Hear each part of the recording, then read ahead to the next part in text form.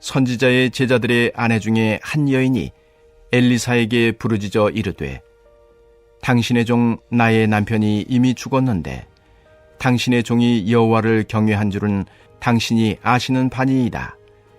이제 빚준 사람이 와서 나의 두 아이를 데려가 그의 종을 삼고자 하나이다 하니, 엘리사가 그에게 이르되, 내가 너를 위하여 어떻게 하랴? 내 집에 무엇이 있는지 내게 말하라. 그가 이르되, 계집종의 집에 기름 한 그릇 외에는 아무것도 없나이다 하니, 이르되, 너는 밖에 나가서 모든 이웃에게 그릇을 빌리라. 빈 그릇을 빌리되 조금 빌리지 말고 너는 내 두 아들과 함께 들어가서 문을 닫고 그 모든 그릇에 기름을 부어서 차는 대로 옮겨 놓으라 하니라. 여인이 물러가서 그의 두 아들과 함께 문을 닫은 후에 그들은 그릇을 그에게로 가져오고 그는 부었더니 그릇에 다 찬지라. 여인이 아들에게 이르되, 또 그릇을 내게로 가져오라 하니, 아들이 이르되, 다른 그릇이 없나이다 하니 기름이 곧 그쳤더라. 그 여인이 하나님의 사람에게 나아가서 말하니, 그가 이르되, 너는 가서 기름을 팔아 빚을 갚고 남은 것으로 너와 네 두 아들이 생활하라 하였더라. 할렐루야! 오늘도 새벽을 깨워 하나님 앞에 나오신 여러분들을 진심으로 환영합니다. 오늘 말씀 가운데 하나님의 은혜와 평강 그리고 사랑이 가득 넘쳐나길 소망합니다. 오늘 본문 말씀을 보면 열왕기 하의 말씀입니다. 열왕기 하의 간단한 구조를 살펴보면 열왕기는 이스라엘의 왕들의 역사가 기록된 성경입니다. 그런데 우리가 읽은 4장부터 8장까지는 왕의 이야기보단 예언자들의 이야기가 나오게 됩니다. 여러분, 사실 우리가 성경을 읽으면 알 수 있다시피 이스라엘 백성들의 왕은 하나님께서 원하여 세우신 왕들이 아닙니다. 하나님께서는 이스라엘 백성들을 사사를 통하여 통치하셨는데 백성들의 계속되는 요청으로 인해서 왕이 세워지게 됩니다. 백성들이 왕을 원한 이유는 무엇일까요? 다른 나라들과 같이 사람들의 눈으로 봤을 때 정치적인 구조, 안정, 보호를 위해서는 왕이라는 자리가 필요하다고 생각했기 때문입니다. 그러나 여러분, 오늘 이 말씀을 통하여서 그러한 생각이 얼마나 어리석은지 우리는 알 수 있습니다.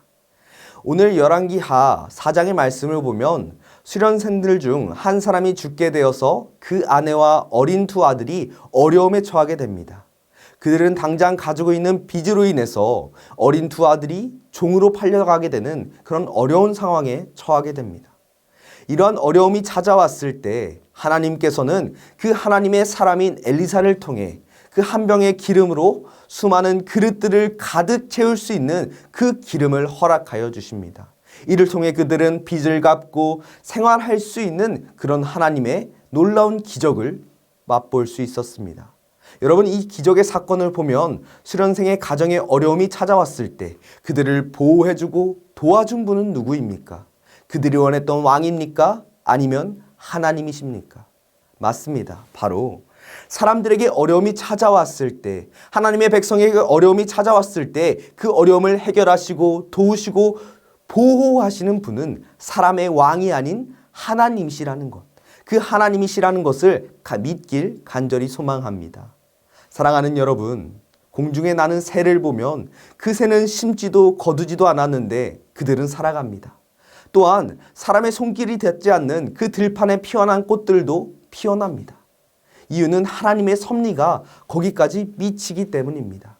그렇다면 하나님께서 가장 좋았더라 하시며 창조한 우리가 어려움에 처한다면 하나님께서는 그 어려움을 외면하실까요? 그 예언자들을 통하여 일하였듯이 하나님께서는 우리의 어려움에 응답해 주실 것입니다. 우리의 삶을 살다 보면 수많은 일들이 생길 수 있습니다. 물론 기쁜 일만 가득하면 참 좋겠지만 안타깝게도 슬픈 일이 있을 때도 있고 억울한 일을 당할 때도 있고 어려운 일을 당할 때도 있습니다. 여러분, 그러한 어려운 일을 당하게 된다면 그 일이 때로는 하나님보다 더 커 보일 때가 있습니다. 마음이 조급하기 때문이죠. 때로는 하나님보다 더 좋은 방법으로 해결할 수 있다는 그런 유혹의 생각이 들 때가 있습니다.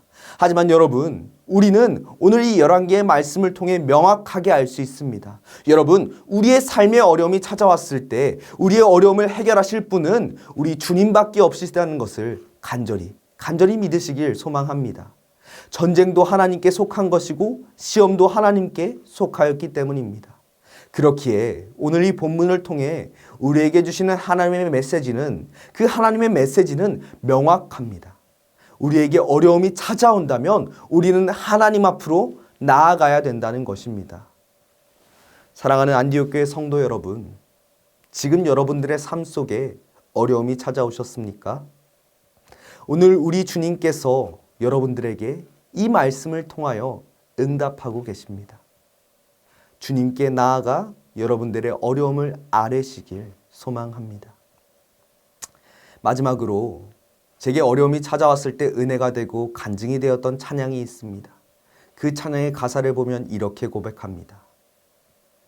끝없을 것 같은 무거운 내 삶에 주님의 뜻이 어디 있을까?